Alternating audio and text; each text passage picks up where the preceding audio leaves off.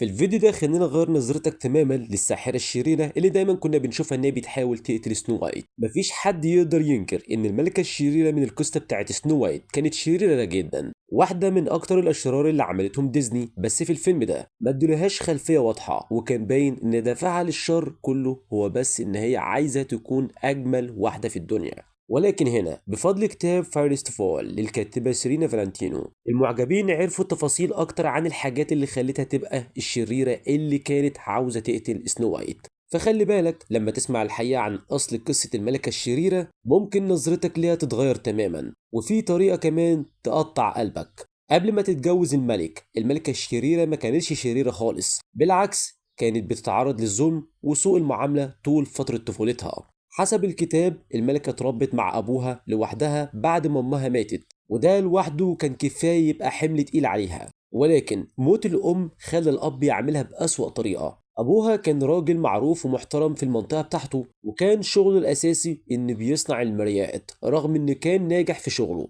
كان دايما باين عليه الحزن، خصوصا بعد موت مراته. للأسف مراته ماتت وهي بتولد، ففضل يلوم بنته على موتها وكان دايما يفتكرها بده. الكتاب بيقول إن الأب كان بياخد كل فرصة علشان خاطر يقول لها قد إيه هو شايفها وحشة وفاشلة. تخيل إنك تكبر وكل يوم تسمع كلام بالشكل ده، طبيعي إن ده يسيب جواها أثر كبير ويخليها تميل للطريق الشرير. الكتاب ما وضحش كتير عن تفاصيل موت الأب، بس بيقول إنه مات قبل ما هي تلاقي شوية سعادة في حياتها، وللأسف سعادة ما استمرتش طويل. فكان باين ان الملكة لقت شوية سعادة في حياتها حتى لو كانت لحظة قصيرة واختفت بسرعة. ففي الكتاب ده سيرينا وضحت شوية من الظروف اللي حصلت وقت جوازها من الملك. الكتاب بيبدأ أصلا باليوم بتاع الفرح، وبيوصف الملكة وكأنها طايرة من الفرحة، وحتى بتقول إن الملك كان فتى أحلامها بجد. الاتنين كانوا بيحبوا بعض بصدق، وكانت علاقتها حلوة جدا ببنته الصغيرة سنو وايت اللي كانت عندها 4 سنين وقت الفرح. بس زي ما البداية كانت سعيدة، ده ما كانش معناه إن النهاية هتكون كده.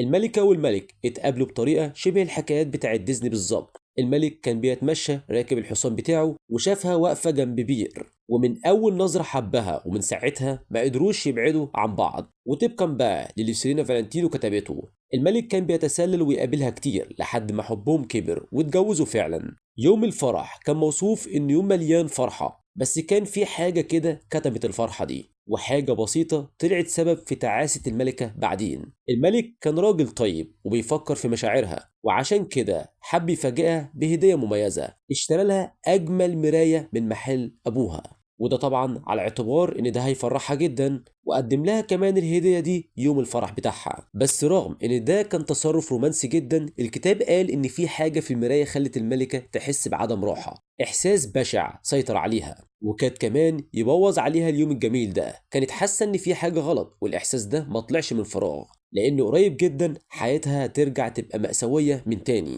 فكتاب سيرينا وصف الأيام اللي بعد الجواز إنها كانت مليانة سعادة، وقالت إن الملكة في الأول كانت زوجة أب حنينة جدا على سنو وايت، بس الغشاوة اللي كانت مغطية على السعادة دي اتشالت بسرعة لما الملك اضطر يروح الحرب علشان يدافع عن مملكته.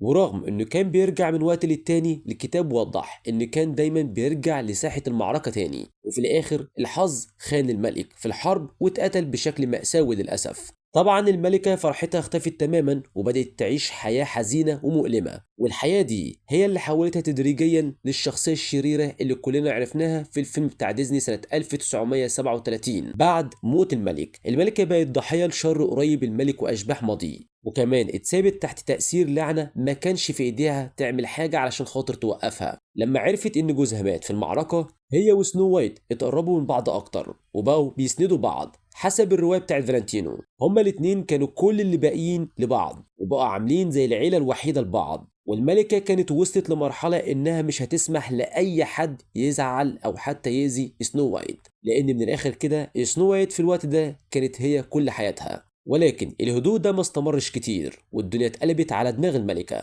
وبدأت تتحول ببطء لإنسانة أغمق وأكتر شر بسبب كل اللي كان بيحصل حواليها للأسف. فبعد شوية وقت بيوصل للملكة 3 زوار أغرب من بعض، ظهروا فجأة من غير أي مقدمات، واتضح إن دول مش زوار عاديين، دول كانوا أولاد عم الملك، ولما سمعوا بموته قرروا ييجوا القصر. بس المشكلة هنا إن أولاد عمه ما كانوش ناس طبيعية أصلا، دول كانوا 3 ليهم في السحر، والسحر كمان الشرير، ومعروفين باسم أود سيسترز. وفي الكتاب بتاع سيرينا كان باين إن الملكة حاسة إن في حاجة مش طبيعية في وجودهم، بس ما خدتش بالها من حجم خطورتهم إلا لما بدأوا يغيظوا ويتنمروا على سنو وايت. وهنا بقى أول ما الملكة شافت الإخوات دول بيتنمروا على سنو وايت تدخلت فورا ومنعتهم وطردتهم من القصر من غير أي تردد. بس المشكلة إن الطرد ما كانش حاجة سهلة أو عادية بالنسبة للساحرات دول، هما للأسف ما سكتوش، بالعكس حطوا لعنة على الملكة والسلالة بتاعتها. والملكة ما كانتش تعرف قوة الإخوات دي قد إيه، وده معناه إنها ما كانتش تتخيل إن حياتها لسه هتسوء أكتر من كده. بعد ما طردتهم رجعت أوضتها ونامت. وهنا الكتاب رجع لنا حاجة كانت ظهرت في بداية القصة، المراية اللي الملك جابها لها يوم الفرح. المراية كانت متخبية من وقتها لأنها كانت دايما بتحسسها بإحساس وحش، بس فجأة ظهرت عند طرف سريرها. والأغرب إن لما بصت فيها شافت وش بيلف ويدور جواها، وأدركت على طول إن وش أبوها اللي مات.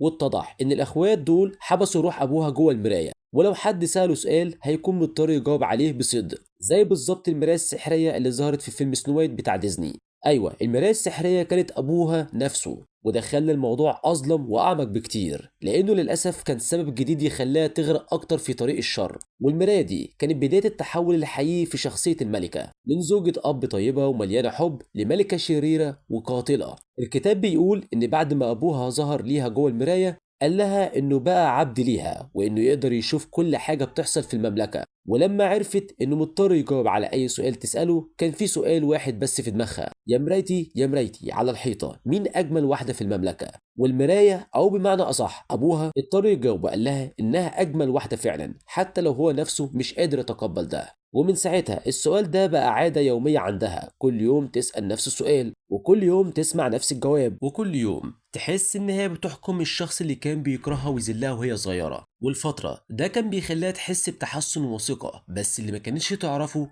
هو إن الهوس ده بجمالها كان بيحولها لوحش وبيطفي اللي باقي من الإنسانية بتاعتها. فسؤالها المتكرر للمراية عن جمالها كان بيخليها مبسوطة شوية، لحد ما في يوم أبوها جاوبها بطريقة ما كانتش متوقعة خالص. في الكتاب الجانب الشرير من شخصية الملكة بدأ يظهر بوضوح لما سألت المراية السؤال المعتاد، بس المرة دي المراية ما قالتش إن هي الأجمل، قالت لها إن فيرونا صاحبتها والمساعدة بتاعتها هي فعلا الأجمل في المملكة. الملكة وقتها طبعا اتجننت من الغيرة، وعشان تخلي الدنيا ترجع لطبيعتها من وجهة نظرها أجبرت فيرونا إن هي تسافر وتشتغل خادمة في مملكة بعيدة عند أمير. وفعلا الخطوة دي نجحت شوية، ورجعت المراية تقول إن الملكة هي الأجمل. بس الهدوء ده ما استمرش كتير، لأنه فجأة المراية قالت لها إن سنو وايت بقت هي أجمل بنت في المملكة، وبالرغم من إن هي كانت بتحب بنت زوجها في الأول. كل المشاعر دي اختفت في لحظة، وكل اللي بقى في دماغها هو جمالها وغريزة الغيرة والحقد. ومن هنا القصة بدأت تمشي في نفس اتجاه فيلم ديزني. الملكة سمت تفاحة وقدمتها لسنو وايت، والتفاحة خلتها تدخل في نوم عميق. بس الغريب ده ما جابش للملكة السعادة والراحة اللي كانت متوقعاها،